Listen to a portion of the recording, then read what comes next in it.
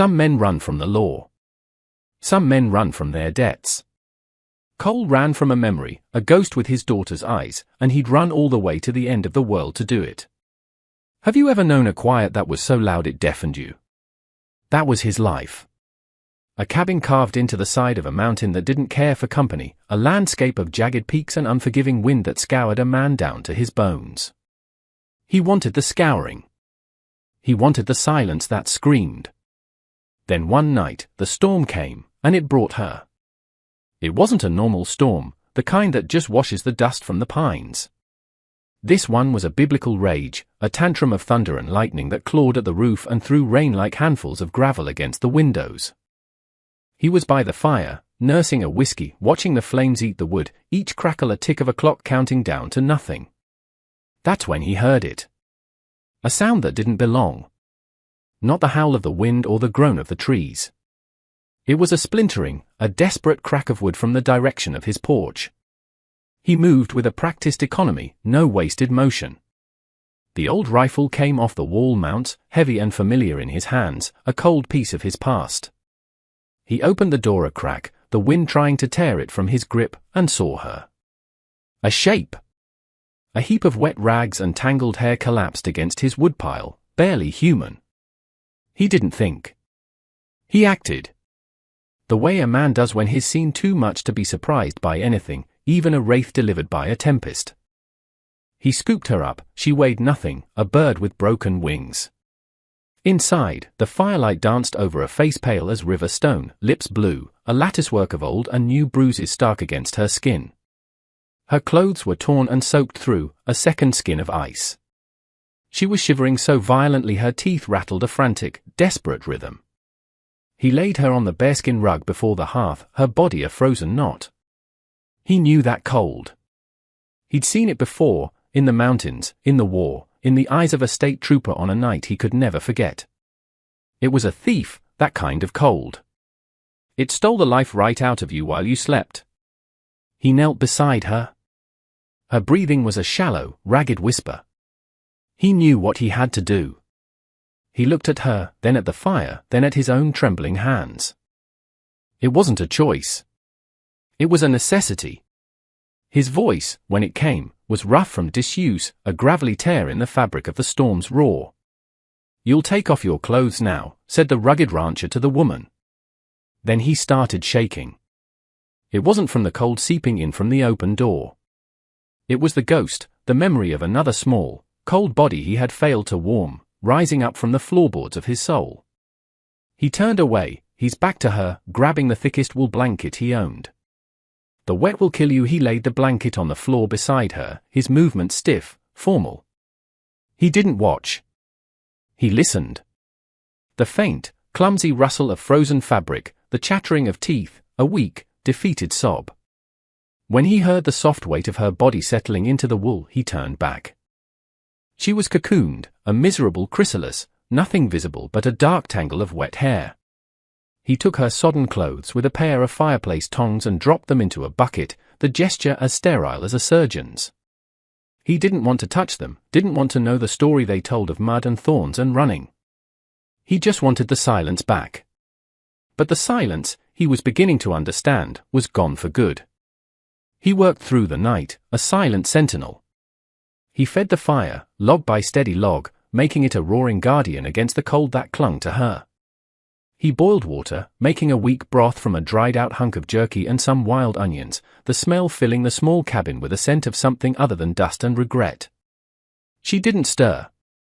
He watched the rise and fall of the blanket, a fragile tide, and wondered what kind of trouble had washed up on his shore.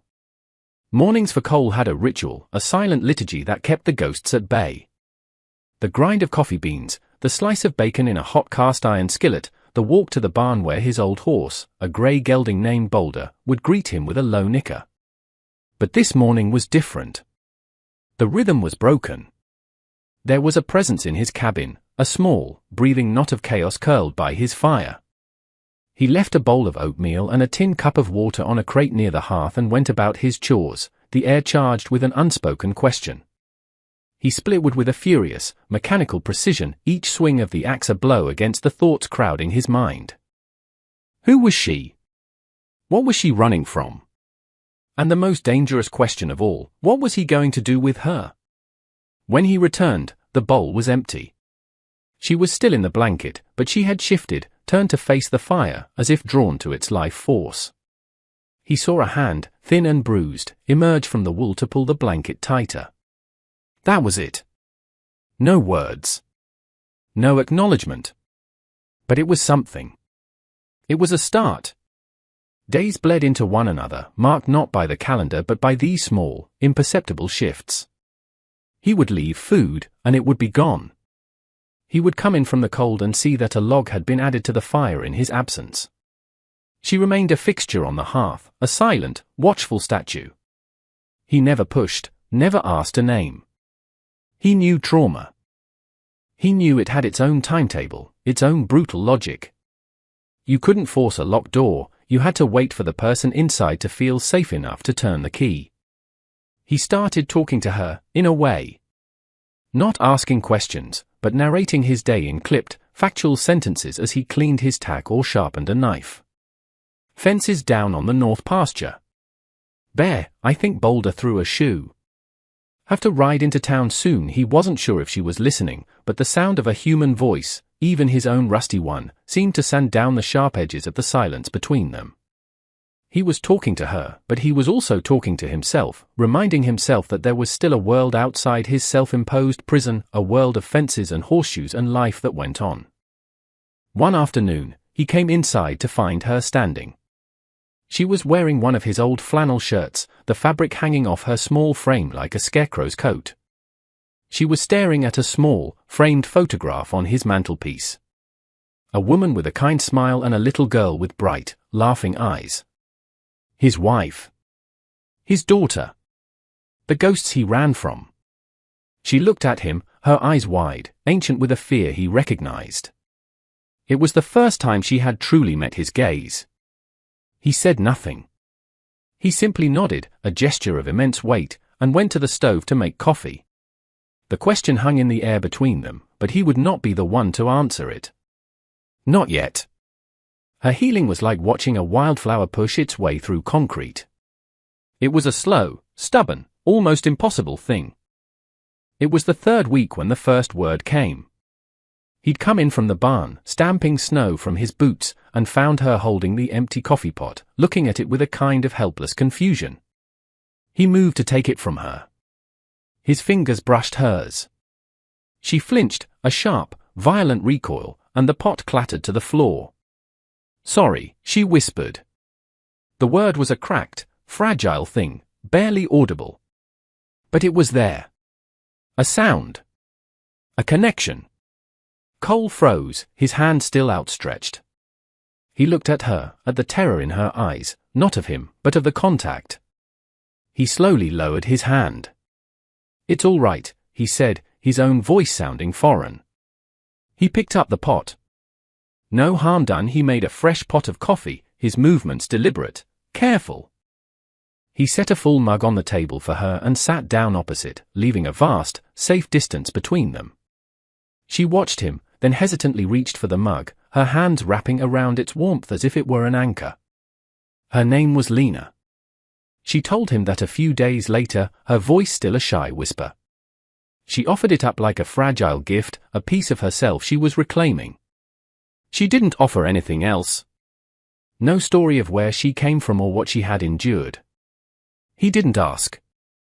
He just nodded. Cole, he said in return. And with that, they had an identity beyond a man and a woman, beyond a rescuer and a victim.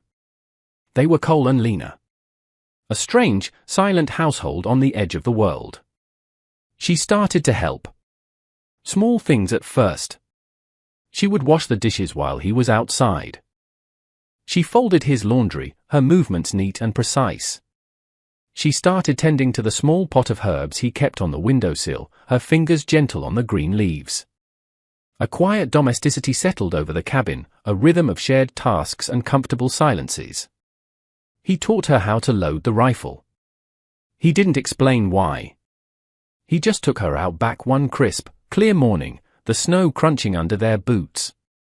He showed her how to brace it against her shoulder, how to sight down the barrel, how to squeeze the trigger without flinching.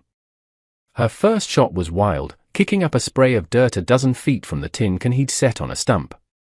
He didn't criticize. He just reset the can. Again, he said. She fired again, and again. Her shoulders ached, and her ears rang, but she didn't stop. A grim determination settled on her face.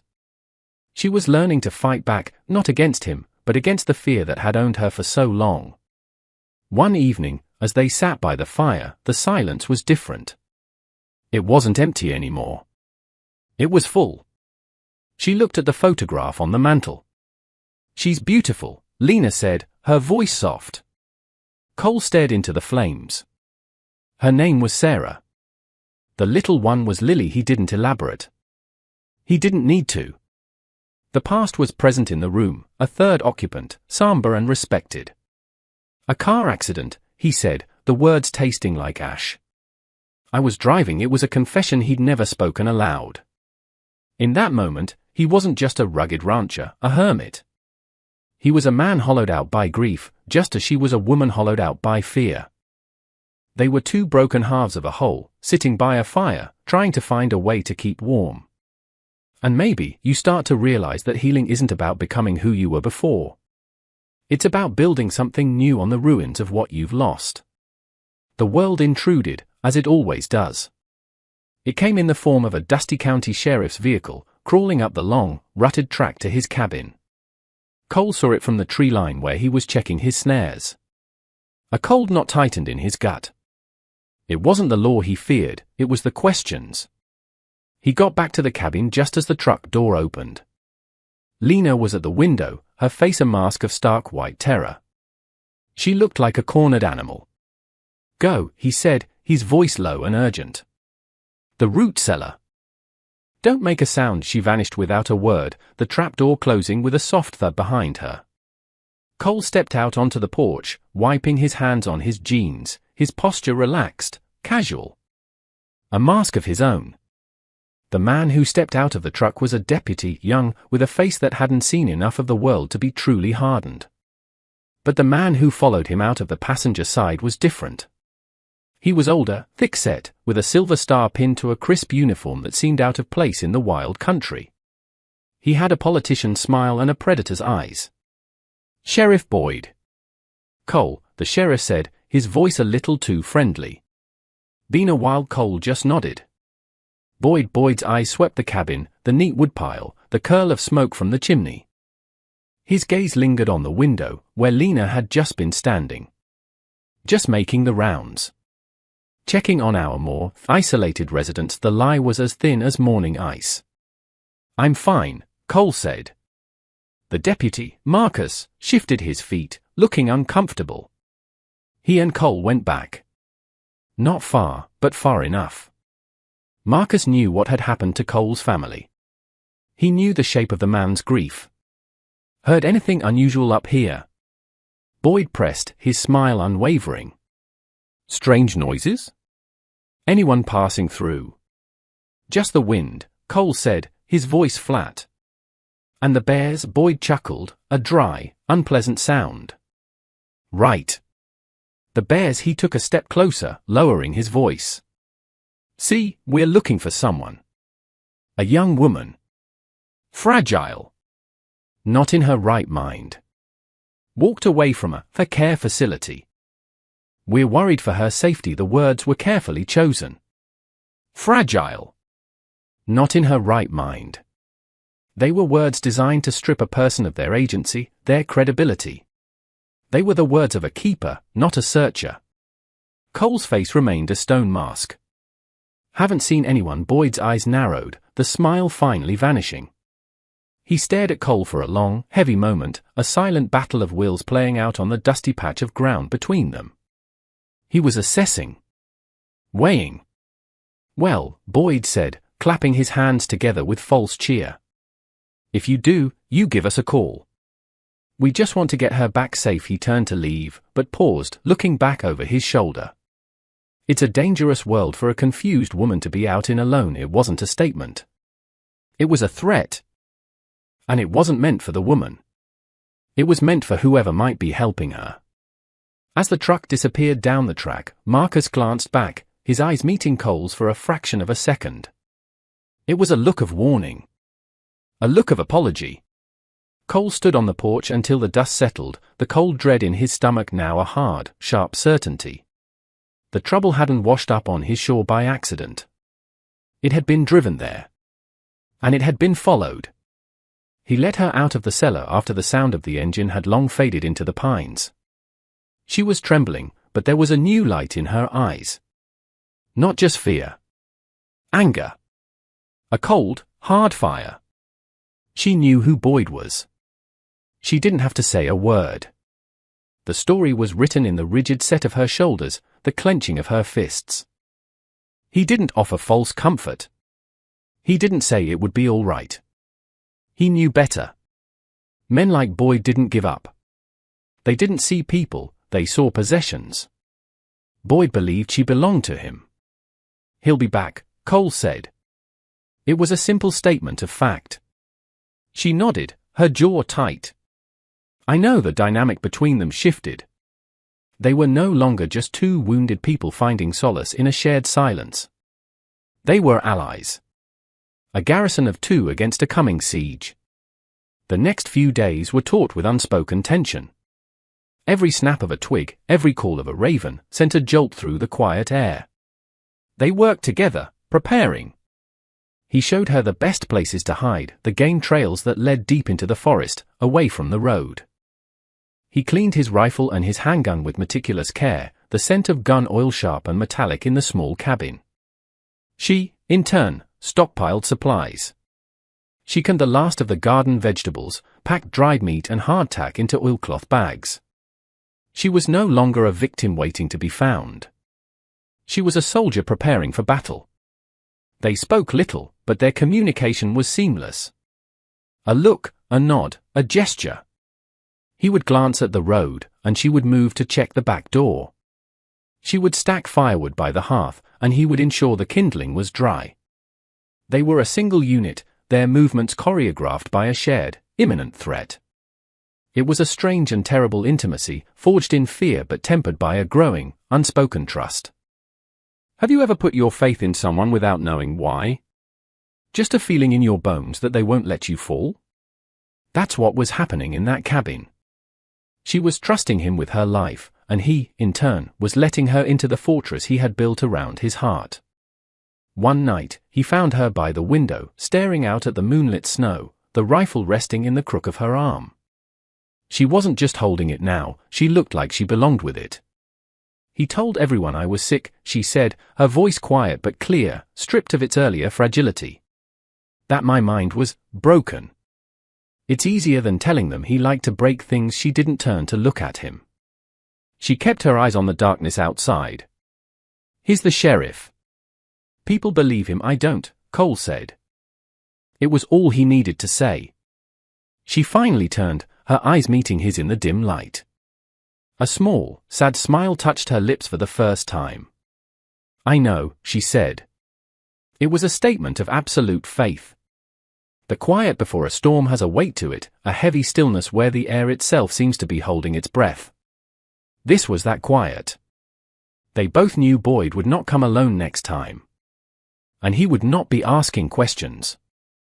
The knock on the door came just after dusk, a week later. It wasn't a polite rap. It was a heavy, authoritative slam of a fist against wood. A demand. Cole and Lena had been sitting at the table, a game of checkers half finished between them, a small island of normalcy in a sea of tension. They didn't jump. They had been waiting for this. They simply looked at each other. Every part of their plan, every whispered instruction and silent drill, clicked into place. Cole nodded once. Lena rose, took the rifle, and slipped into the dark bedroom at the back of the cabin, the one with the window that overlooked the rear escape route. Cole walked to the door, his movements unhurried. He didn't open it. Who is it? He called out, his voice steady. Sheriff Boyd, Cole. Open the door. We have a warrant. The wheel was the part that mattered. Cole peered through the small peephole he drilled that week. Boyd was there, flanked by two burly men who were definitely not deputies. They were hired muscle, their faces impassive and cruel. They wore no uniforms. This wasn't official business. This was personal. "Slide it under the door," Cole said. There was a pause. Then Boyd's voice, laced with angry impatience. "Don't be stupid, Cole. We know she's in there. We can do this the easy way or the hard way." This hard way began a second later, with the splintering crack of a boot kicking the door just beside the lock. The old wood groaned but held. Cole didn't bother with words anymore. He moved away from the door, grabbing the heavy, double-bitted axe that leaned near the hearth. It wasn't a firearm, but it was what he had in his hands. The second kick shattered the door jamb, and the door flew open. Boyd stood on the threshold, a smug, triumphant look on his face. "Now, see," he began. That wasn't so, he never finished the sentence. Cole moved, not with the hesitation of a grieving hermit, but with the explosive, brutal efficiency of a man who had seen combat. He swung the axe not at Boyd, but at the lamp on the table beside him. The glass chimney shattered, and kerosene splashed across the floorboards. In the same motion, he kicked the table over, sending the lit base of the lamp tumbling into the pool of fuel. The world erupted in a whoosh of orange flame. The cabin was plunged into a chaotic dance of light and shadow. Boyd and his men recoiled, momentarily blinded. It was all the time he needed. Cole dove to the side, rolling behind the heavy armchair as a gunshot roared, the bullet tearing through the space where he had been standing. Another shot splintered the wood of the chair. He had his handgun now, pulled from the small of his back. He didn't fire blindly. He waited. He listened. One of the thugs was coughing, moving through the smoke. Cole saw a silhouette against the flames. He fired once. A grunt, and the shadow fell. The fire was spreading fast now, eating the dry wood of the cabin, his home, his sanctuary. It didn't matter. It was just a place. Lena was what mattered. "Get out the back," he yelled, his voice raw from the smoke.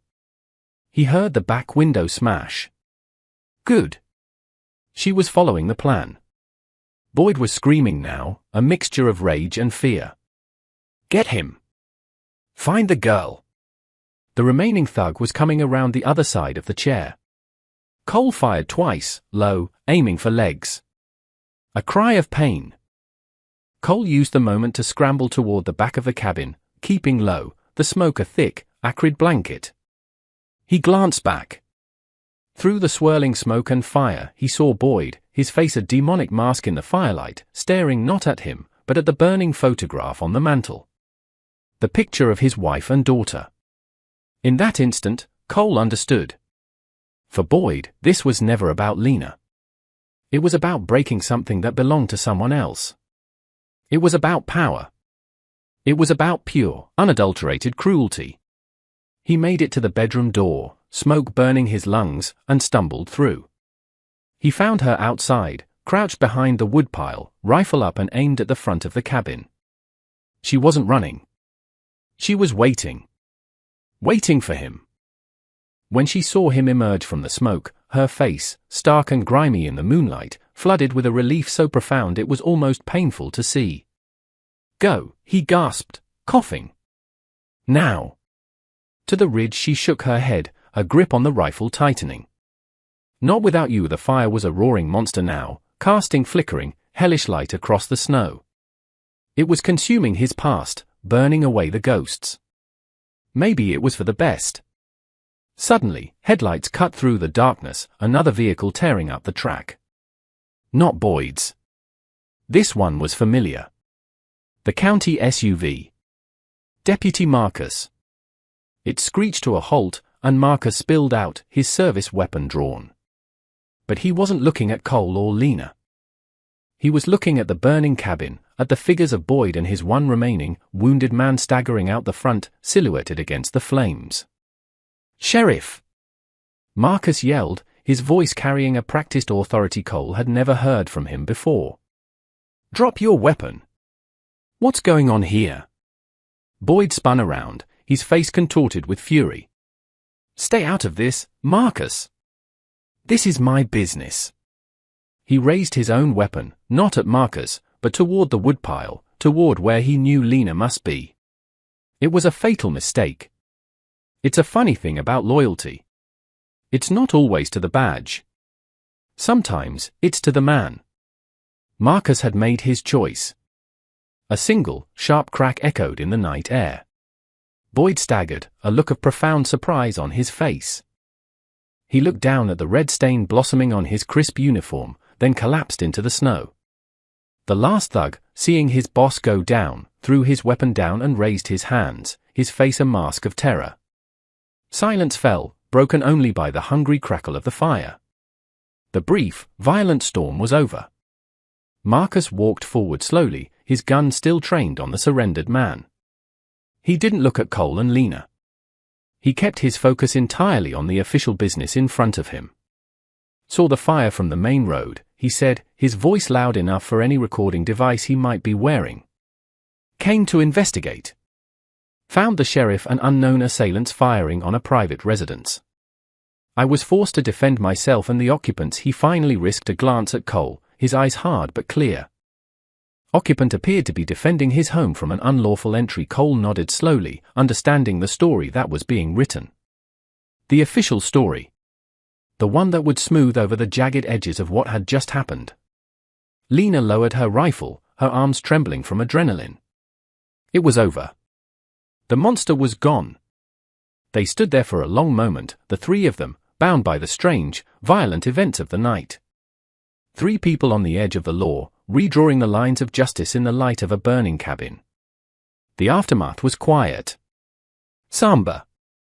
Marcus handled it all with a quiet efficiency that spoke of a man who had seen things go sideways before. The official report would be a masterpiece of omission and careful phrasing. Self-defense. A sheriff gone rogue. A tragic but necessary outcome. He took the hired gun into custody, his face grim. Before he left, he walked over to Cole. "The cabin's a total loss," he said, stating the obvious. "Yeah," Cole said, looking at the glowing embers that had once been his home. "You got a place to go?" Marcus asked. Cole looked at Lena, who stood beside him, her face smudged with soot, her eyes weary but clear. For the first time in years, he wasn't alone in his desolation. "We'll figure it out," Cole said. It wasn't just a statement. It was a promise. He had used a "we." Marcus nodded, a deep understanding passing between them. "I'll be in touch," he said, and then he was gone, leaving them alone with the dying fire and the vast, silent night. They didn't talk. What was there to say? They had faced the beast and won. They had lost a shelter but found something else in the ashes. Standing there, side by side, they watched the last of the roof timbers collapse in a shower of sparks, a funeral pyre for the life Cole had lived in that cabin. It was an ending. But it didn't feel like one. It felt like the cold, clean air after a fever breaks. It felt like the first page of a new book. Do you believe in second chances? Not the easy kind, but the ones you have to fight for, the ones you have to claw out of the wreckage of your own life.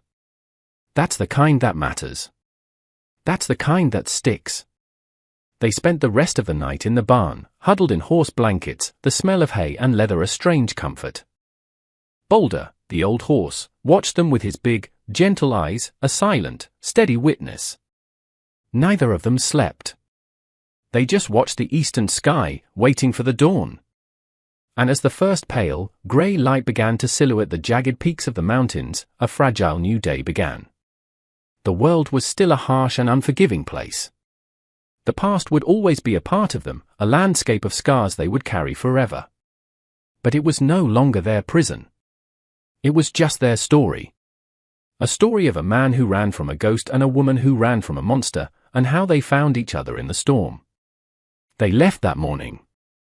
They took nothing with them but the horse, the 2 rifles, and the small pack of supplies Lena had prepared.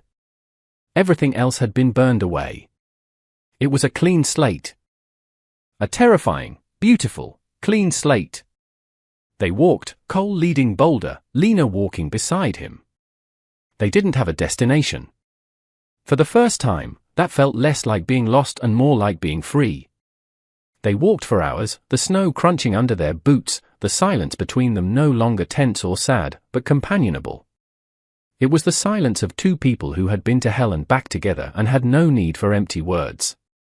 As they crested a ridge, the sun finally broke free of the mountains, flooding the valley below with golden light. The world looked new, washed clean. Lena stopped. Cole turned to look at her. She was looking out at the vista, a small, genuine smile on her face. Not the sad, haunted smile from the cabin, but a real one. It transformed her. "Where are we going?" she asked, her voice soft in the crisp morning air.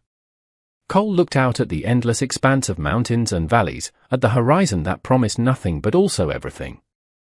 He thought of the ghosts he had carried for so long, the grief that had been his only companion. He realized, with a startling clarity, that their voices were fainter now, their weight less heavy. They hadn't been burned away in the fire. They had been quieted by the presence of the woman standing next to him. "I don't know," he said. And for the first time in a very long time, the words didn't fill him with despair. They filled him with a quiet, trembling hope. He reached out, not thinking, and his hand gently touched her arm. She didn't flinch. She didn't pull away. She just looked at him, her eyes clear and steady, and she smiled. And in that small, simple gesture, a new story began. A story not of running away, but of walking forward. Together. It's important to remember that, isn't it? That even after the longest, darkest storm, the sun does rise. It always does. You just have to be brave enough to wait for the dawn. Thank you for sharing this time with me. If this story meant something to you, you know what to do. Your support helps keep these stories alive. Until next time, be kind to one another, and don't be afraid of the quiet. Sometimes, that's where we find ourselves.